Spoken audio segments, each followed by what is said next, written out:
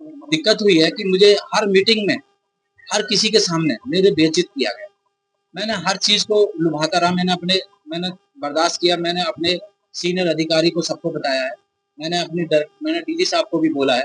मैंने अपने प्रमुख सचिव साहब को भी मैंने जो है बार-बार प्रमुख सचिव सर को भी मैंने बार-बार जो है मेल भी किया, मैंने व्हाट्सएप भी किया। फिर उन्होंने मुझसे फ़ोन पे ही पूछा कि बताओ मैं क्या कर सकता हूँ? मैंने कहा सर ऐसे-ऐसे मेरे साथ हो रहा है, मेरी हर मीटिंग में मेरे साथ बेइज्जती होती है। पॉइंट होता है कुछ, मुझे बस डाँटना ही डाँटना है। सबके सामने मुझे दलील कर देना, मुझे जाति सूचक शब्दों से बोला जाता है।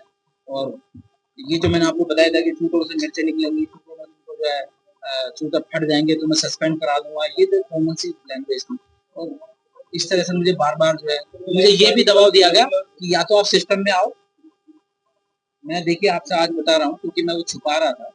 मुझसे बार-बार डिमांड की गई, मैंने नहीं कर पाया तो मैं क्या करूँ? कहाँ से करूँ?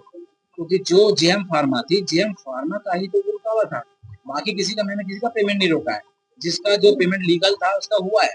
इसका इसलिए रुका है कि इसने 1,30,47,000 का सामान आया था, 30 लाख का सामान ही नहीं आया था। अगर मैं डर के मारे हबड़-दबड़ में उस समय वो बिल लगा के पेमेंट कर देता, तो 30 लाख का सामान थोड़ी आता, बस बिल पेमेंट हो जाता, बिल तो लगे हुए थे। अगर मैं वहाँ जाके चेक नहीं करता तो यही होता।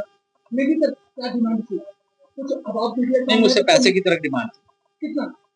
खुल के नहीं थी, पर ये है कि डिमांड पैसे की थी मुझसे। और कितना कंफर्म मीडिया सामने है, ये कौन मांग रहा था? जिलाधिकारी महोदय। कितना सर? नहीं, उन्होंने अमाउंट नहीं खोला, पर उन्होंने कहा सिस्टम में आइए और ये करोगे तो ठीक है, नहीं तो दिक्कत होगी। पैसे नहीं खोले थे। प्रशासन ने कार्रवाई क्या